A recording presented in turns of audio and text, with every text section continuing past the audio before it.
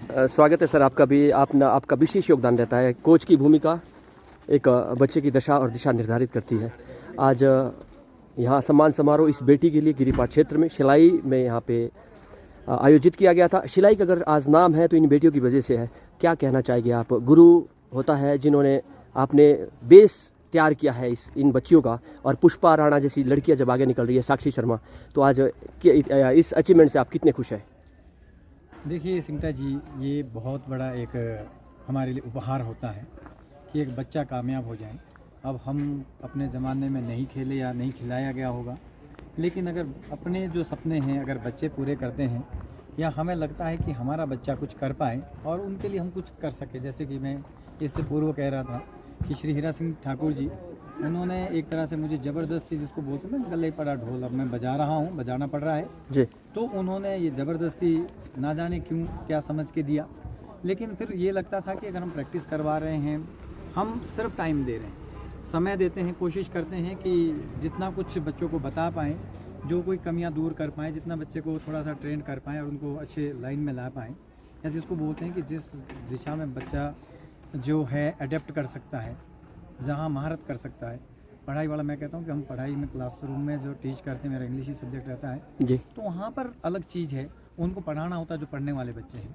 लेकिन सारे बच्चे, मैं ये नहीं मान सकता कि वो बहुत ऊंचे एडमिनिस्ट्रेटिव लेवल पे जाएंगे, डॉक्टर इंजीनियर बन। कुछ बच्चे ऐसे होते हैं जो फिजिकली स्ट्रॉन्ग होते हैं, जिनमें फिटनेस होती है।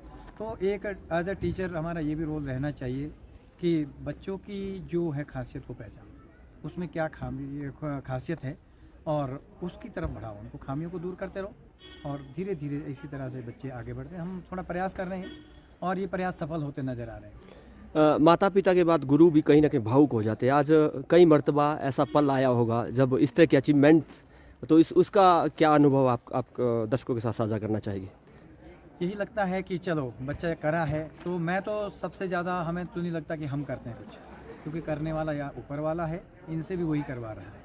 इनके अंदर एक लगन देखी जाती है। एक गुरु उस बच्चे को बहुत ज़्यादा समय देगा जो बच्चा अपने आप में कहीं ईमानदार है, क्योंकि कहीं ना कहीं बच्चों की परख इसलिए भी होती है, आप बिहाइंड द कर्टन से भी कहीं पर बच्चे को ऑब्जर्व कर रहे होते हैं, और अगर लगता है कि इस बच्चे में कुछ जुनून है, कर सकता है, तो उसके लिए जो है टीचर जो है एक्स्ट्रा एफर्ट, वो जो एक्स्ट्रा एफर्ट मारेगा, और वो बच्चे की मेहनत होती है अधिकतर, क्योंकि करना बच्चे ने, हमें डायरेक्शन देनी है।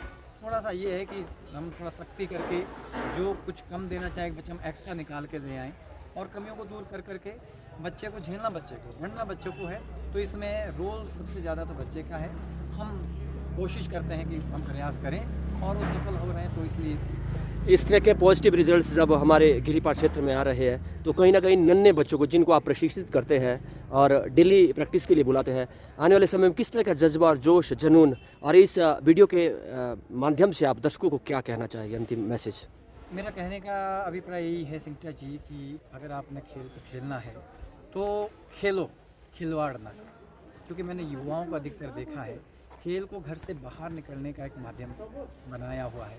और घर से बाहर निकल के, जैसे कि पहले भी कई वक्ताओं ने कहा है, पुष्पा राणा बार बार कहती हैं, बड़े बड़े जो हमारे खिलाड़ी बड़े मंचों से कहते हैं कि नशे की तरफ लोग जा रहे हैं, तो उनके लिए एक एस्केप वे है वो घर से निकलने का, और खेल के बहाने से, उस बहाने से वो खिलवाड़ कर रहे हैं अपने जीवन से। अगर आप रोज़, जैसे हमारे बहुत सारे बच्चे खेलने जाते हैं, घर से बाहर निकल जाते, पेरेंट्स उनको भेज रहे हैं, तो वो अगर वो ईमानदार रहें, खेलें, तो बहुत ऊंचे लेवल तक बच्चे जा सकते हैं।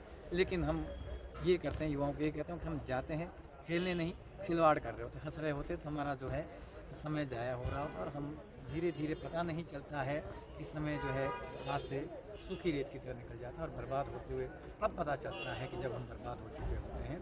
तो मेरा तो यही निवेदन रहेगा युवाओं से, खिलाड़ियों से, कि हम में, पहाड़ों में, हमारे बच्चों में किसी तरह की कमी नहीं, बशर्ते ईमानदारी से वो मेहनत करें, अपना समय करें। आधा स्टेमिना तो हमारे पहाड़ चढ़ते उतरते ही बनता है, और यही चीज़ें अधिकतर इसमें चाहिए। तो बाकी तो बच्चे की मेहनत है, और हम तो कोशिश करेंगे, प्रयास करेंगे। तो सबको मैं ये कहना चाहूँगा, अगर खेलें तो ऐसा खेलें कि आप उसमें भी आप चमक के दिखाओ, आप अव्वल निकलो। Thank you so much sir, आपने समय दिया, आपका बहुत बहुत आभार, अभिनंदन। ये थे ज्ञान सिंह नेगी जी, जो कि बच्चों को तराशने में अपना सर्वस्व न्यौछावर करते हैं और अपने बिजी शेड्यूल में से समय निकालकर सर आप परोपकार का कार्य कर रहे हैं। हम भी आपका प्रशंसा करते हैं। आज की इन्फॉर्मेशन के लिए इतना ही। Thank you so much.